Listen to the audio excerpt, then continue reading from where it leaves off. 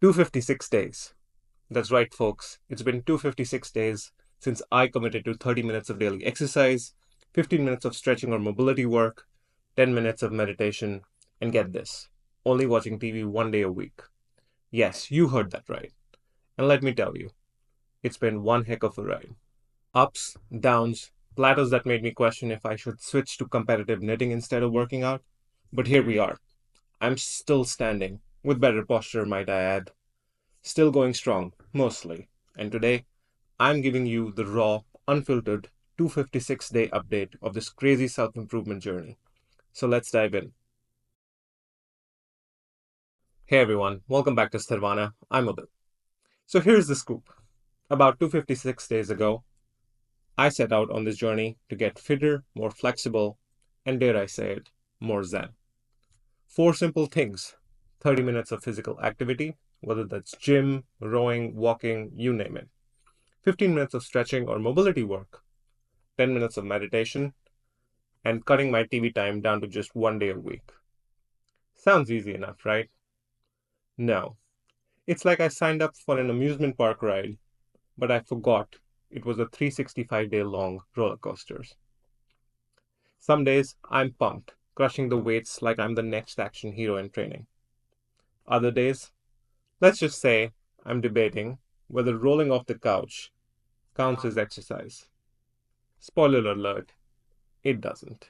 Let's start with the fun part, or as I like to call it, the part that builds character and muscles, thankfully. The exercise.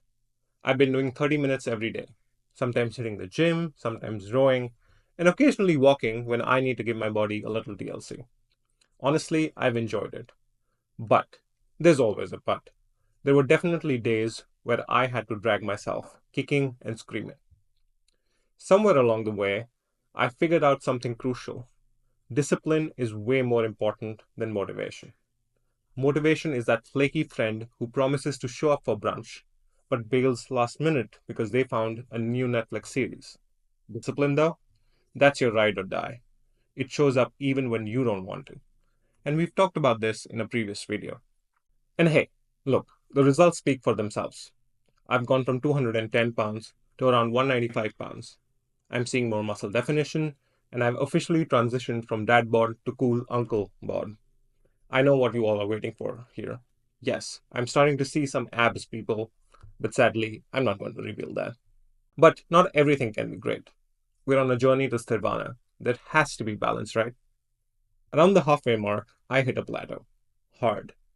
You know how it feels when you're running on a treadmill, thinking you're sprinting through to the finish line, but then you look down and realize you've only run a mile? Yeah, that was me. Except metaphorically and without the treadmill. I'm not gonna lie. There were days when I thought about throwing in the towel. I started questioning everything. Was I really making progress? Should I just call it a day and start binge watching reality TV instead? Why isn't there an Olympic medal for just showing up every day? But you know what? I pushed through. I reminded myself that real progress isn't always in the flashy before and after photos. Sometimes it's about what you don't see, the discipline, the habits, the small daily victories that add up over time. Sure, I didn't give an update at the halfway mark, but that was because I was too busy fighting that plateau. But I knew I had to keep going. And guess what? It worked. So I'm going to reiterate that progress doesn't always come with fireworks and Instagram worthy transformations. Sometimes progress is quiet. It's in the habits, the discipline, and the consistency. So, how did I break that pesky plateau? Variety, baby. Variety is the spice of life.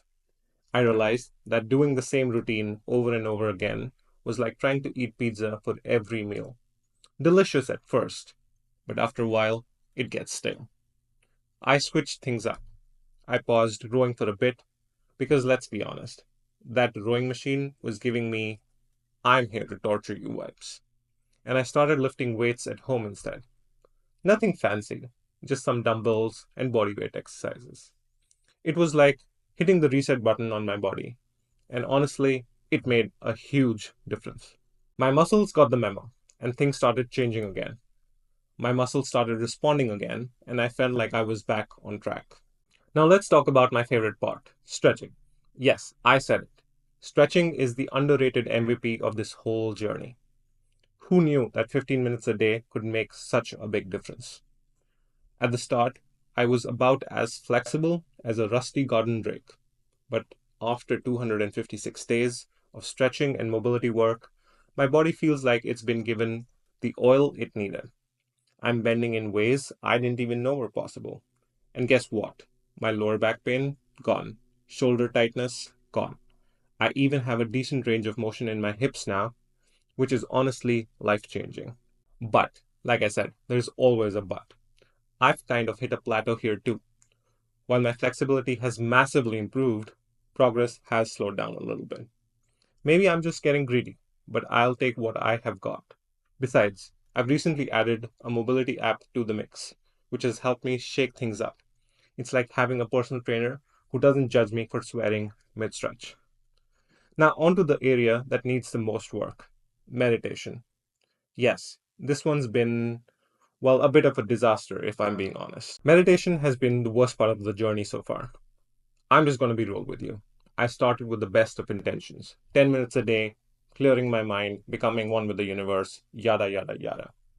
But most days, my mind was all over the place. And if I'm being honest, the biggest mistake I've made is saving meditation for the end of the day when I'm already exhausted. Let's be real. Lying down and meditating, it's a recipe for a power nap.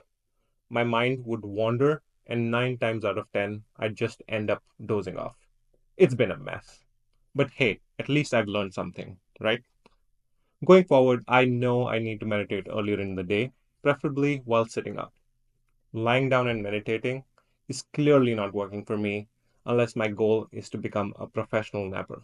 And finally, let's talk about the biggest lifestyle change I've made during these 256 days: cutting TV time down to just 1 day a week. For someone who used to love sitting on the couch, binge watching everything from cooking shows to crime dramas, this was a huge shift. I didn't realize how much time I was losing to TV until I stopped watching it every day. But here's the surprising part: I managed to stay disciplined, and all that time I used to spend on the couch, I've been using it for more productive things, like working on this YouTube channel. It's been tough, but it's also been incredibly rewarding. I've gotten more done in these past few months than I ever thought was possible. Now, going forward, I'm thinking of easing up on the TV restriction just a bit. Maybe instead of 1 day a week, I'll switch to watching an hour a day. It's about finding that balance. I still love TV, but I don't want it to control my time. So, what am I going to do differently moving forward?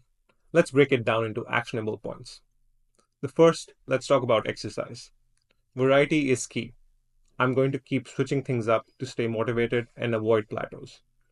Whether it's lifting weights at home, trying new workout plans, or even getting back into rowing, but on better terms this time.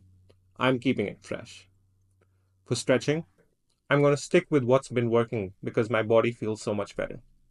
And with the mobility app, I've got new stretches to explore. Plus, I'm always down for adding more variety here as well. What about meditation? What's the game plan here? Meditating early in the day when my brain isn't in shutdown mode is probably the way to go. And I'm ditching the lying down technique. Time to sit up and actually focus. And finally, what about TV? I'm going to adjust my TV rule, like I said. Instead of restricting it to 1 day a week, I'll give myself an hour of TV a day. It's all about balance. That way, I can get my couch time but don't lose hours of productivity. So there you have it, 256 days in, and I'm still learning, still growing, still pushing forward. This journey has been challenging, but also incredibly rewarding. I've seen my body change, my mindset evolve, and even though some areas like meditation have been a struggle, I'm figuring it out. The moral of the story: progress isn't about perfection. Sometimes it's about showing up, doing your best, and tweaking things along the way. And hey, if I can do it, you can do it too. So here's to the next 100 days. Until next time, take care, be present, and walk towards Sthirvana.